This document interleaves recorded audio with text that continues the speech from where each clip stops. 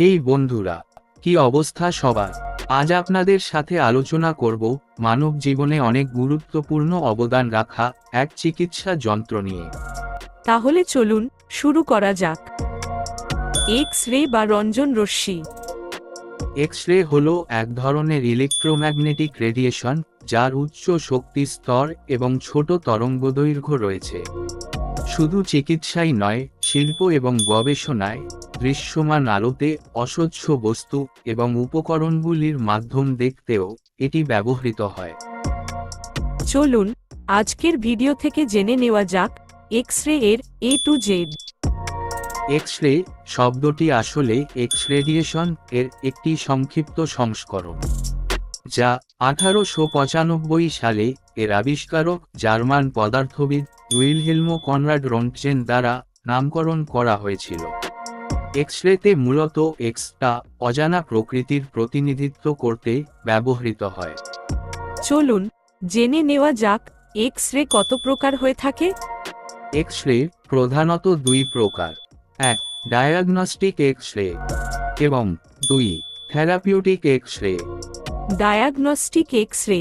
এই ধরনের এক্স রেগুলো সাধারণত চিকিৎসার অবস্থা নির্ণয়ের জন্য ব্যবহার করা হয়। ডায়াগনস্টিক এক্স রে সাধারণত শরীরের মধ্য দিয়ে অল্প পরিমাণে বিকিরণ পাশ করার মাধ্যমে উৎপাদিত হয়, আর সেটা এমন একটি চিত্র তৈরি করে যা ডাক্তারদেরকে অস্বাভাবিকতা বা আঘাত শনাক্ত করতে সাহায্য করতে পারে। দুই, থেরাপিউটিক এক্স রে। ক্যান্সার এবং অন্যান্য চিকিৎসা অবস্থার জন্য বিকিরণ থেরাপি ব্যবহৃত হয়।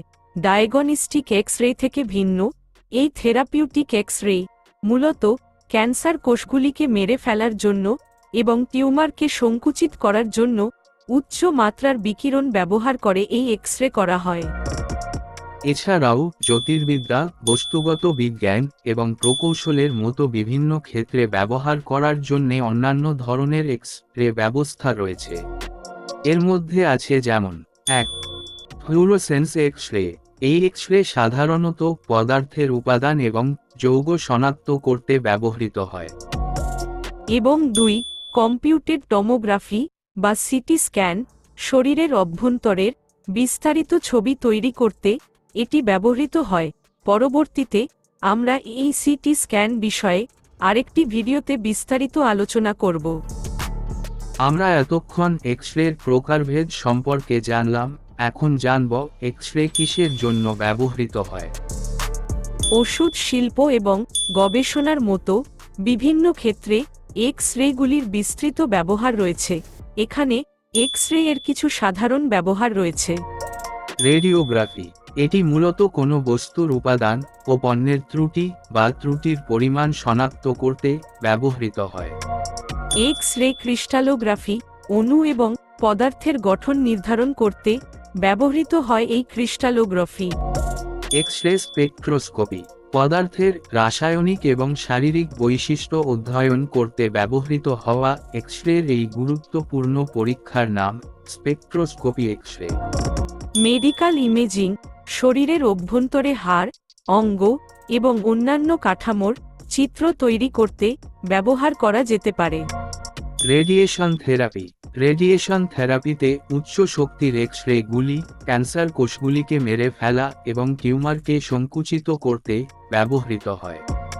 নিরাপত্তা স্ক্রিনিং, সম্ভাব্য হুমকি বা নিষিদ্ধের জন্য লাগেজ, প্যাকেজ এবং অন্যান্য আইটেম স্ক্রিন করতে ব্যবহার করা যেতে পারে।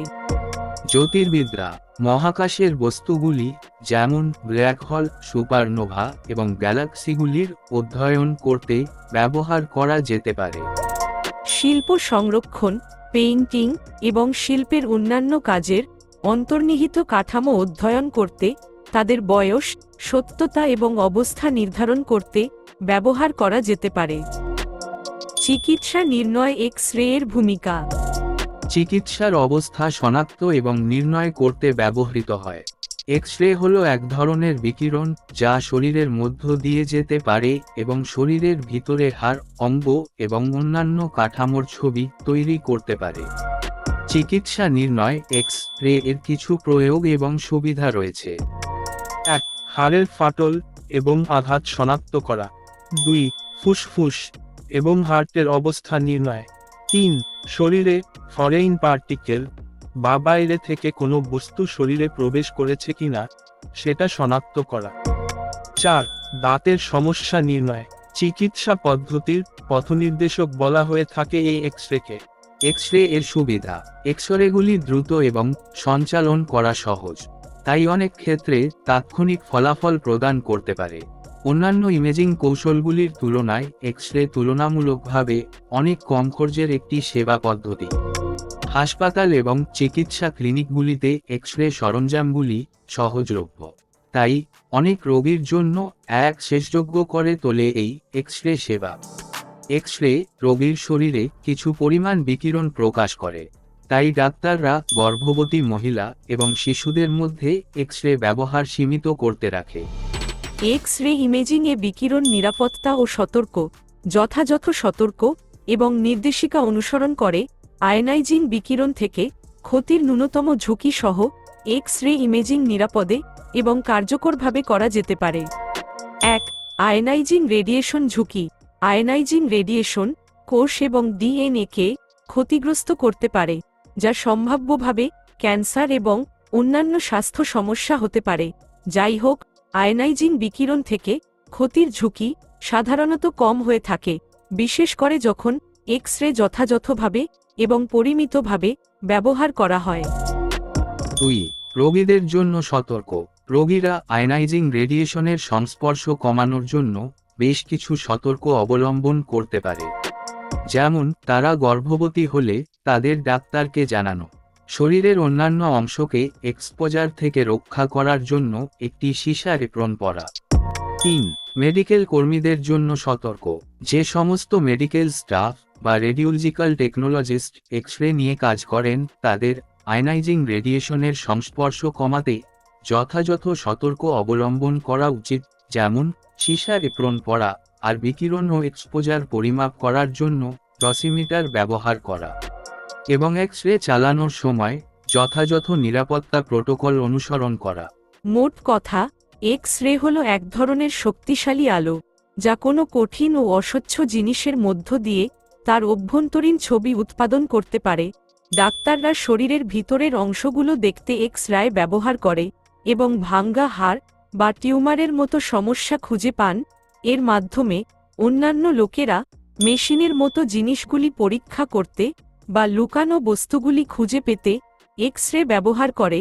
বিজ্ঞানীরা পরমাণু এবং অণুর মতো ক্ষুদ্র জিনিসগুলি অধ্যয়নের জন্য এক্স রে ব্যবহার করেন, কিন্তু এই এক্স রে বিপজ্জনক হতে পারে যদি আমরা সতর্ক না হই, কারণ এগুলো আমাদের শরীরের ক্ষতি করতে পারে এবং ক্যান্সারের ঝুঁকি বাড়ায়।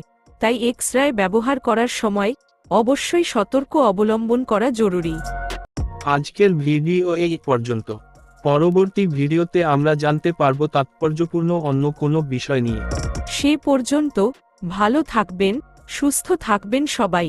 লাইক, কমেন্ট ও শেয়ার করে পাশে থাকুন। ধন্যবাদ। ধন্যবাদ।